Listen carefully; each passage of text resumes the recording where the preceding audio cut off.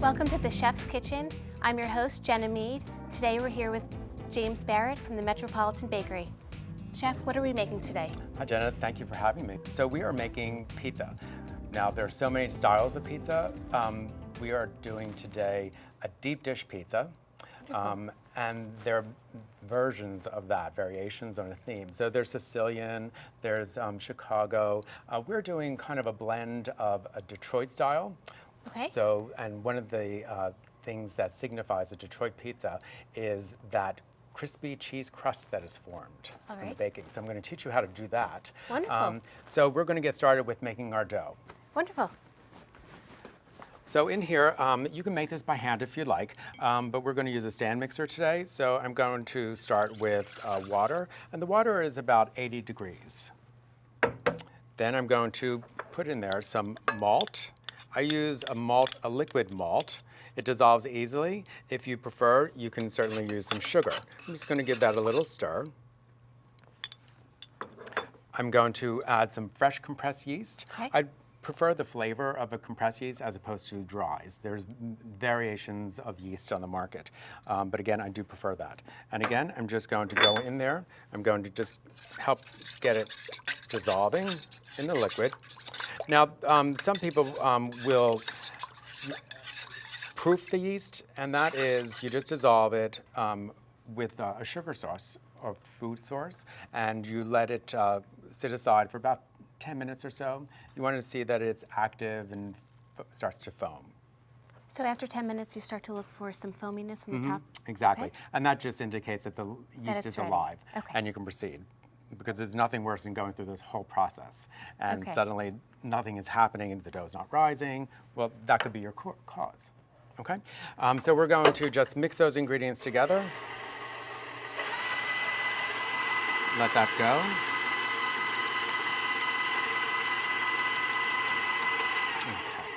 Now we are going to mix in flour. So I'm going to use a variety of flours. I have an all-purpose flour. So that's low. That's going to help make the dough nice and tender. And then I have a bread flour. And so the bread flour is higher in protein. And that is going to help trap the air and give that dough that special elasticity. So this is one of our special ingredients.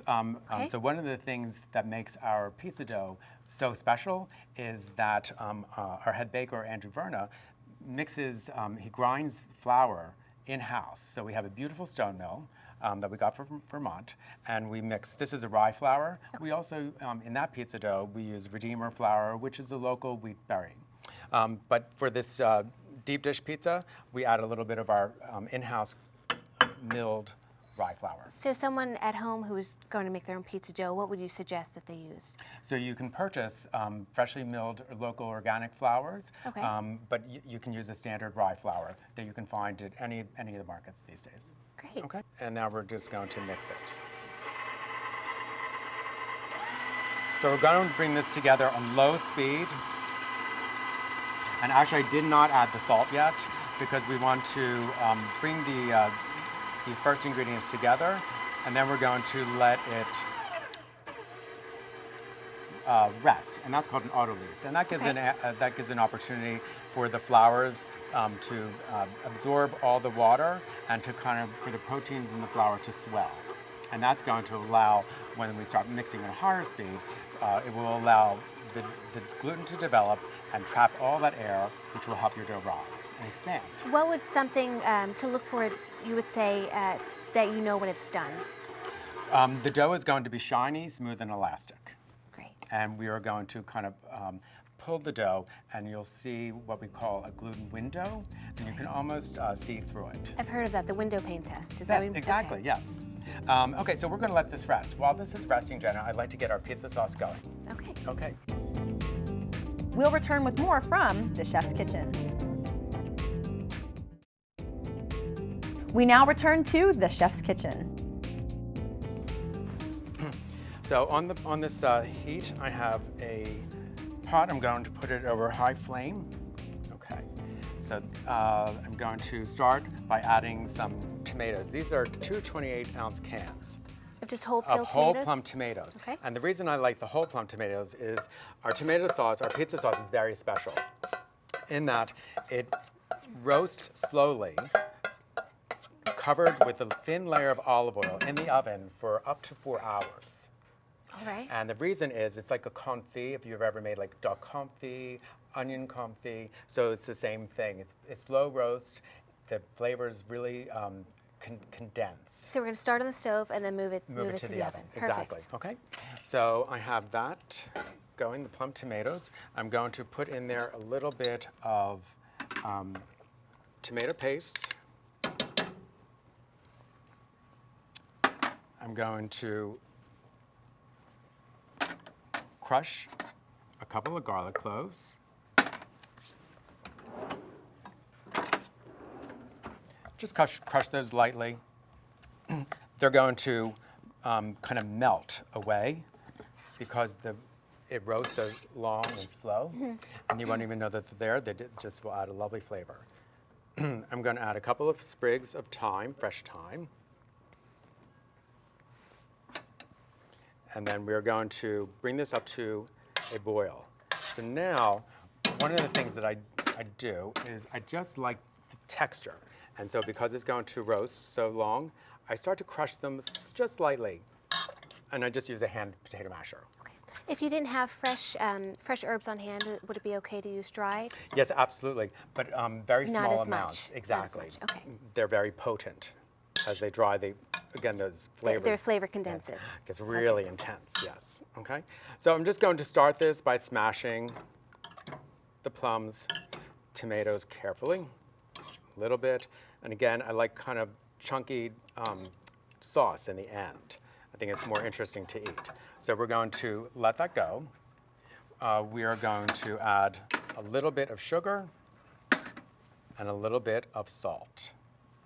And how much salt was that? About a tablespoon That for was, the 2 cans? It was a teaspoon and a half, Okay. 2 teaspoons, yes. Okay.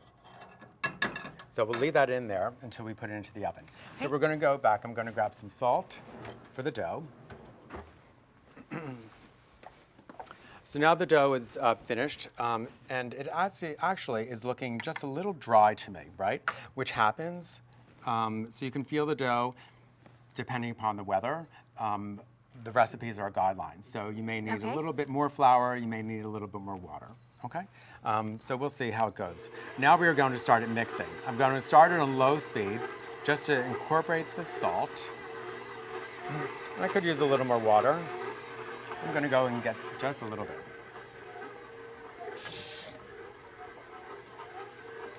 And again, if it's a very, very dry day, you'll definitely need to add a little bit of extra water.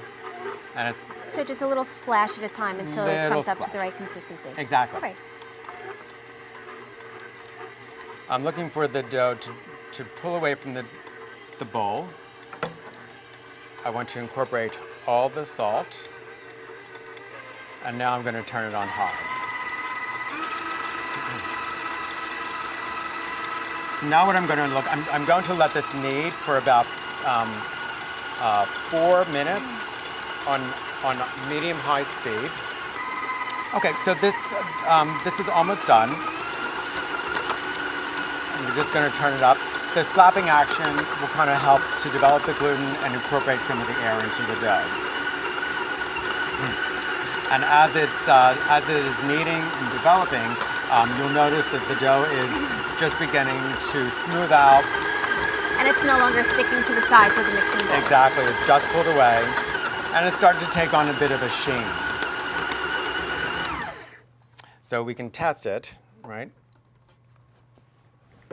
I'm just going to pour a little bit of water into my hands because it's just a little sticky, okay? So I'm going to start pulling on it. And you can see that as I'm pulling, you're starting to see that window pane. The window pane test. Okay, but you can see it's breaking also a little too soon, which means it's not quite developed enough yet.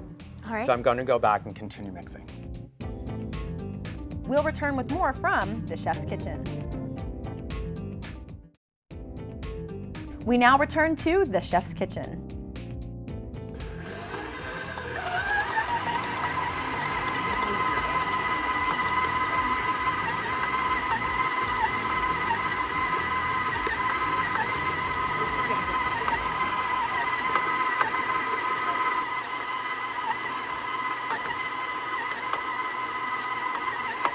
So now, Jen, I believe that we are probably done. So we are going to take the dough, and we are going to now move it onto the table.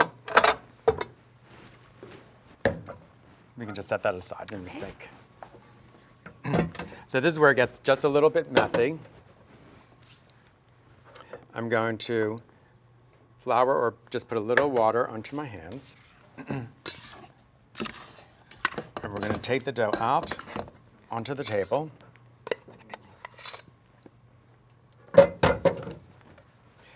Now we're just going to finish it off. I'm just going to slap, turn the dough onto itself.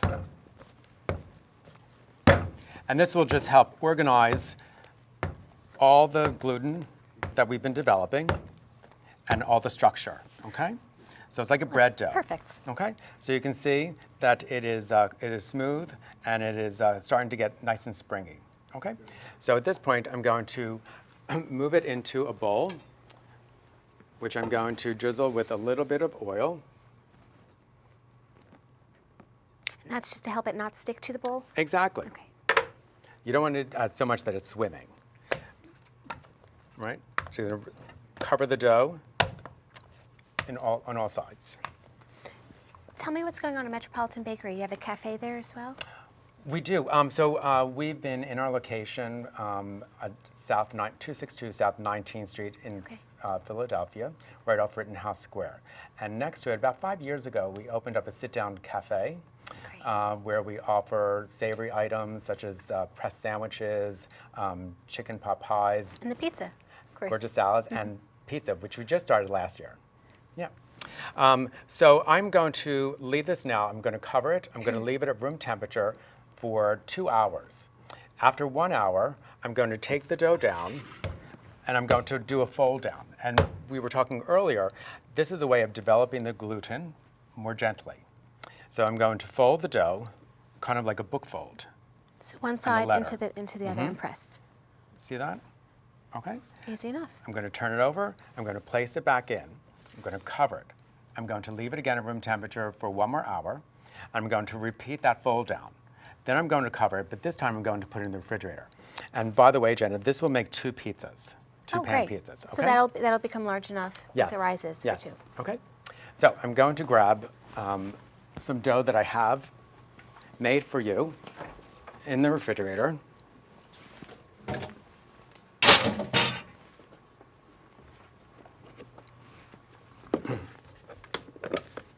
Okay, so this is our dough. So you can feel that it's all nice and risen, it's cold. And so now we have to get it into the pan and let it start rising for the oven. So I have a pan. So we're doing deep dish pizza. And so I love these pizza pans. It's a Detroit style pizza pan. If you could you grab that olive oil? I don't have quite enough here. That's perfect, thank you. Would you like me to do that? That's great. And then you can brush this, right? And you want to get all around the sides. Just like a cake pan. Just like a cake pan. So at this point, our tomato sauce, our pizza sauce, has come to a boil. Now I'm going to prepare for the oven. So like I said, we were talking confit style, which means I'm going to just put a very thin layer of extra virgin olive oil over the surface, and that will protect the tomato sauce in the oven from scorching. And now it's going to caramelize. So I'm going to come over here. I'm going to put it into a 300-degree oven.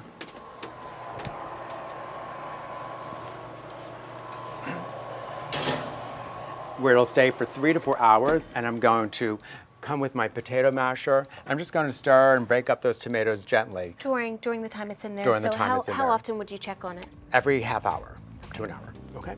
But I prefer that to do that as opposed to doing it on the stove, because you can kind of walk away and do other things and not worry about it burning. We'll return with more from the Chef's Kitchen. We now return to the Chef's Kitchen. So now we're going to take our dough and we're going to take it out of the pan. And now we have to fit it from one end to the other and fit all the corners, okay?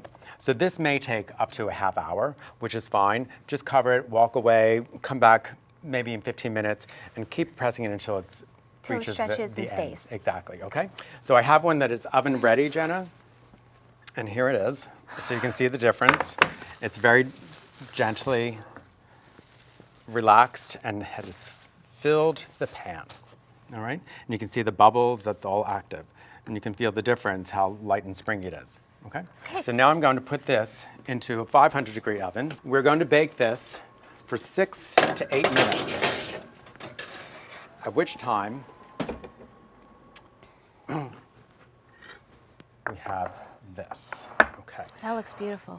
So this is just partially baked. So the secret to getting that cheese crust is the shrinkage from the first baking of the dough. So what kind of cheese is this you're putting on first? So, in Detroit, they're famous for Provel, or also known, there's a brick, that's made in St. Louis, and then there's a cheese called Brick, and it's how you get that very wonderful cheese crown. But I'm mocking that cheese by using low moisture mozzarella. I have a mixture here of Gruyere, cheddar, and Fontina. And I find that it is creamy, buttery, a little sharp, and just delicious, okay? So that is the trick to the crust.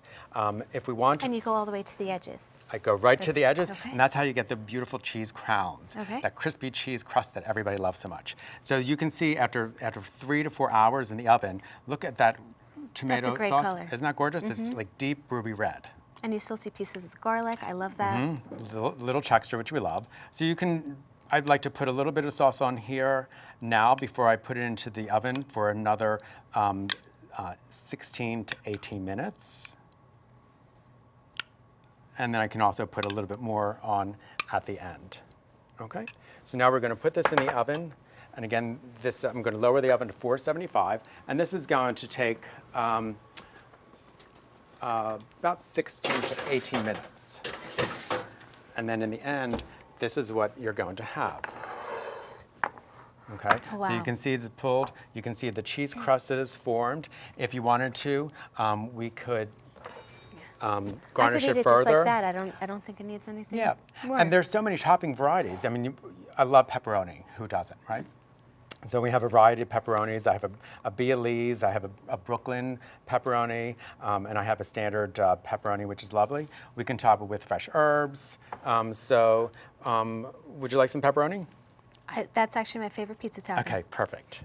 So this pepperoni is so delicious. They all have a very different flavor profile. Some are very spicy, some are kind of mild, some are very sweet. I have this Calabrese. Calabrians are famous for their, hot peppers. So this one is very spicy. Where do you find all this variety of pepperoni? So these you can find at most of your grocery markets nowadays. So then I would put this in the oven. We'll bake this just to finish off the pepperoni for a few minutes, and then come out and we can top it with anything, herbs, arugula. We have some burrata cheese, and a little salt and olive oil. Okay, so we're going to put this in to finish. All right, and then over here I have a finished pizza for you. All right, let's check it out. Okay. So this I have done for you. So you can see we were successful in forming our crown and glory. That is that spiky cheese crust that everybody loves. If you were to look underneath, the dough is golden brown and crispy. That's Right. another signature of a deep dish pan pizza. And this one I topped with some broccoli rabe, roasted red peppers, our signature deep ruby red pizza sauce, and a variety of cheeses that I mentioned earlier. I think that looks delicious. So Jenna, I believe that the pepperoni pizza that we just made is ready. So we'll bring that out of the oven now. Okay.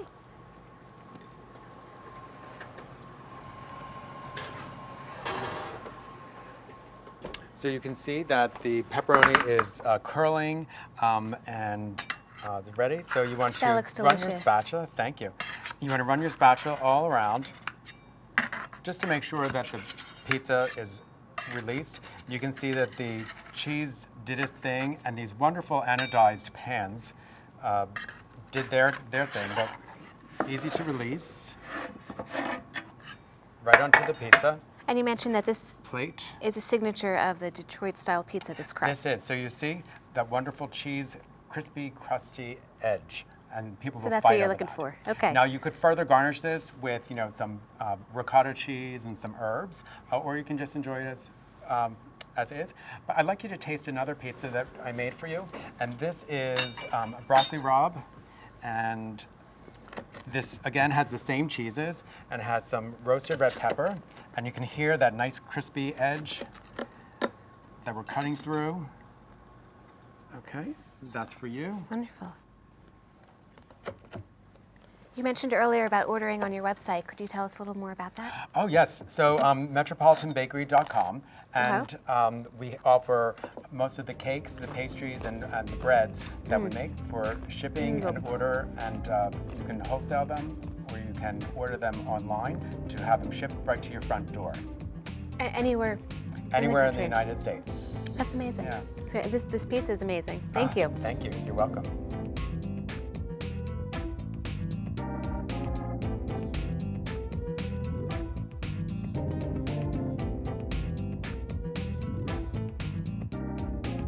It's always a pleasure to be in the chef's kitchen. I love sharing any tips and tricks that I may have to share with the audience based on my experience.